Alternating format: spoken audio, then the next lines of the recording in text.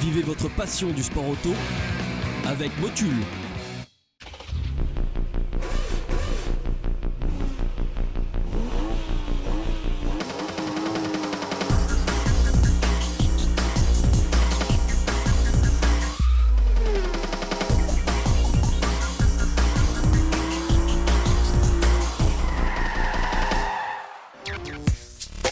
Salut, aujourd'hui dans Grand Tourisme, Geoffrey Delus vous dira tout sur l'Abarth 500C. Sportive, aguicheuse, charmeuse, avec ou sans toit, un vent de plaisir souffle-t-il à son volant?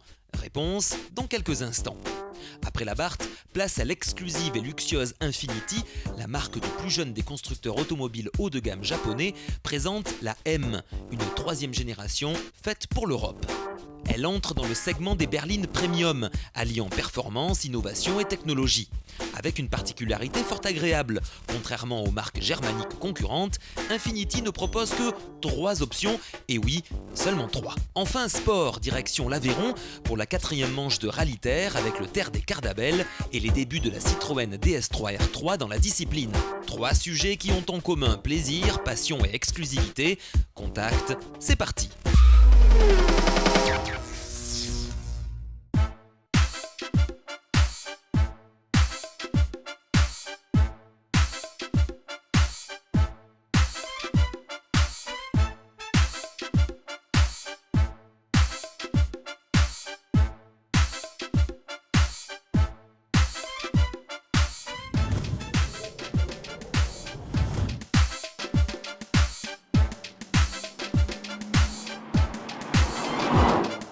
La marque Abarth a fait son grand retour en 2008 avec pour emblème de cette entreprise fondée en 1949, le scorpion. Le célèbre insecte de la famille des arachnides représente aussi et surtout le signe astral de son créateur, Karl Abarth, autrichien d'origine, qui immigra en Italie avant d'italianiser son nom en Carlo Abarth, ceci pour l'anecdote.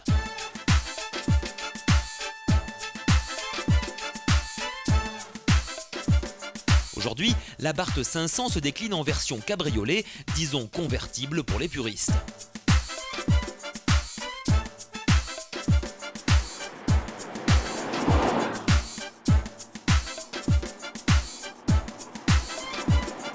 Avec toujours cette personnalité ultra sportive qui, pour la première fois, existe en version bicolore.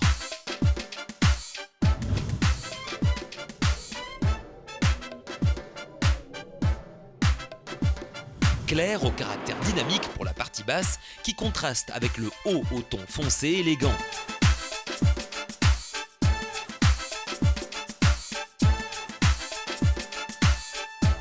La 500C, c'est l'alchimie de plusieurs éléments ayant pour base toujours la Fiat 500 avec ici une couleur spécifique, des éléments spécifiques aussi à Abarth, pare-choc, jantes ornées du fameux scorpion et puis à l'intérieur, le gros changement vient du toit.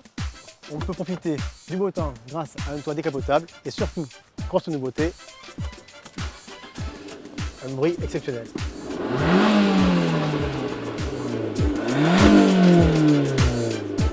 Cette couverture de toit semble sortie d'un grand couturier italien. Elle se distingue par des solutions cinématiques sophistiquées de la commande électrique et par l'adoption de solutions techniques soigneusement étudiées, lunettes vitrées et 3e feu de stop incorporé au béquet.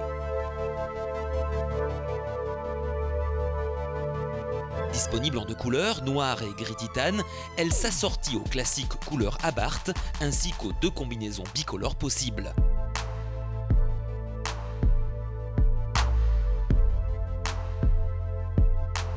L'intérieur reprend les mêmes principes, plaisir des yeux et sportivité. Des sièges baquets au cuir Havane, un volant tronqué sur sa partie basse façon F1, plus une pluie de détails que seul l'esprit latin s'est apporté.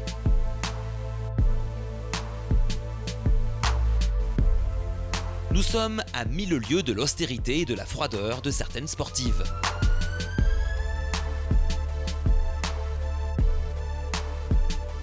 À bord, on a bien scié, on a le toit décapotable, les plaquages spécifiques, le volant badgé, même la boîte ressemble à celle d'une Ferrari. Bref, tout y est.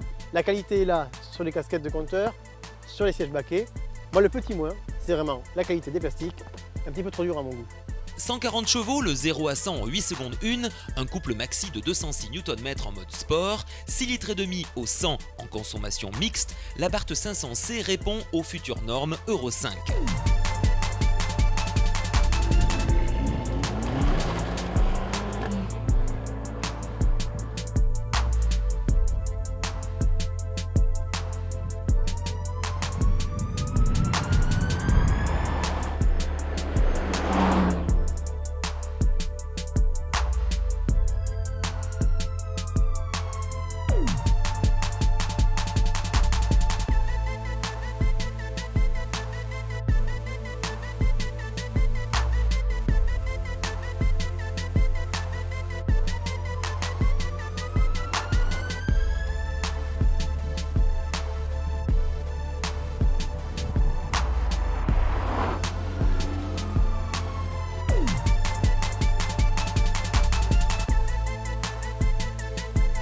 Côté moteur et côté boîte, c'est vrai que c'est pas mal d'avoir les palettes au volant, d'avoir tout je dirais, à disposition avec un moteur assez coupleux, assez souple, plutôt ludique. Le petit moins, c'est vraiment il faut rouler toujours en mode sport hein, parce que sinon c'est vraiment trop lent. On n'a pas ce côté palette sportive, c'est une voiture quasiment automatique, semi-robotisée.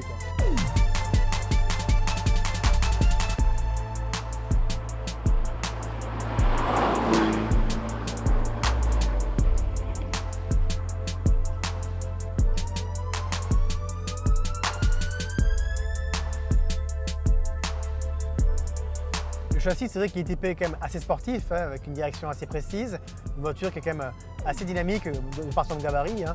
Par contre, moi, ce que j'aime pas trop, c'est le confort. Parce que sur des routes comme aujourd'hui, la voiture a tendance à rebondir. C'est à la fois trop souple et trop dur, avec une voiture qui n'a pas vraiment, je dirais, d'homogénéité. Moi, j'aime beaucoup moins sur ce type de revêtement et ça ne sera pas génial non plus en ville.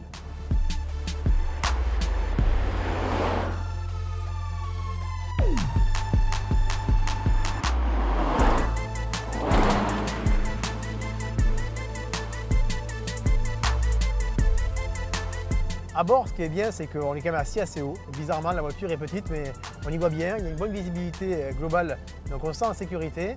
Y compris après, on a tout sous la main, hein, que ce soit les vitesses et même, je dirais, les commandes. Globalement, ça c'est pas mal. Ça reste une Fiat 500 avec le petit côté sportif en plus. Cette Abarth 500C se regarde, se déguste et s'écoute avec tant de plaisir qu'on en oublie presque son tarif. Ne dit-on pas que le cœur a ses raisons, que la raison ignore.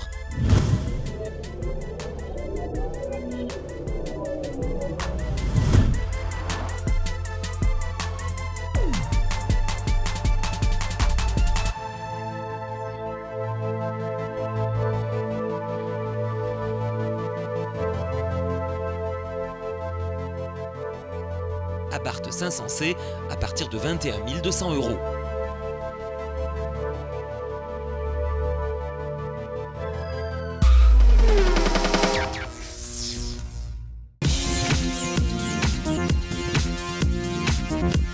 Le modèle Infiniti M de 3e génération a été conçu et développé pour rivaliser avec les meilleurs standards européens en matière de comportement et de dynamisme. Tous les modèles Infiniti M destinés à l'Europe sont à moteur avant et propulsion, comme le montrent leurs proportions classiques de berline sportive. Elle recourt abondamment à l'aluminium par souci d'allègement et la carrosserie se distingue par un aérodynamisme exceptionnel, d'où le CX2 027 et la portance nulle à vive allure. La plateforme très aboutie Infiniti FM, Front Midship, position centrale avant du moteur, est la clé de l'équilibre. Stabilité et tenue de route de l'Infiniti M, tandis que le confort bénéficie de l'apport dans la gamme M d'amortisseurs à double piston. Encore une première mondiale. L'Infiniti M30D possède en son cœur le tout premier moteur diesel de la marque. Développé spécifiquement pour l'Europe, ce V6 de 3 litres développe 238 chevaux. Son couple atteint 550 Nm. L'autonomie autorise 1300 km, tandis que le 0 à 100 km/h est couvert en 6 secondes 9. Dans ce segment des berlines premium, Infiniti apporte des innovations exclusives comme la peinture anti-rayures, mais plus surprenant, le contrôle actif du bruit. Sans oublier le Blind Spot Intervention, premier système anti-collision latérale au monde qui vous empêche de déboîter quand un véhicule vous double. Et c'est en série sur toutes les versions premium.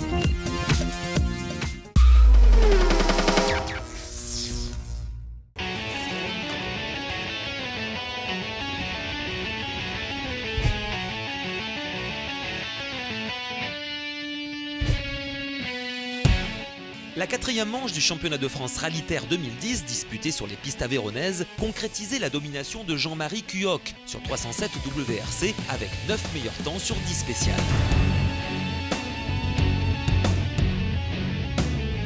Il remporte le 27e Terre des Cardabel Millau-Aveyron et son 4e titre de champion de France des Rallye Terre.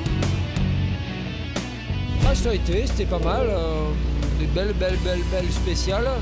On s'est bien régalé, ouais, c'était bien.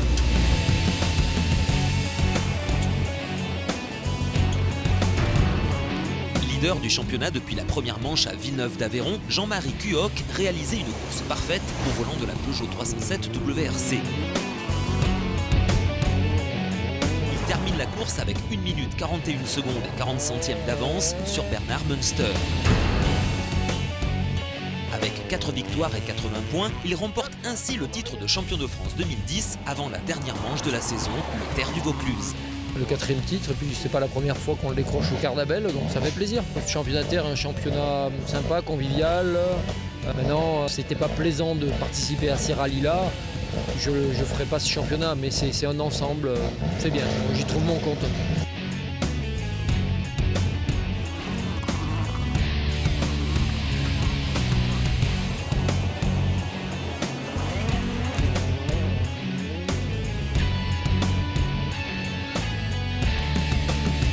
Autre attraction de ce rallye, et non des moindres, la présence de Marc Amourette au volant de la toute nouvelle DS3 R3. Il va falloir aller vite sans commettre de fautes, mais les Cardabel c'est souvent comme ça. L'ancien pilote officiel de la marque au chevron a été choisi par Citroën Racing pour faire débuter celle-ci sur terre. La voiture très fiable, les performances ont augmenté au fil du rallye, on a bien bossé sur les réglages et vraiment une très bonne première sur la terre. Coup d'essai et coup de maître pour le Normand qui remporte la victoire du trophée 2 roues motrices avant la dernière épreuve de la saison. Salut et à la semaine prochaine. Merci. Super.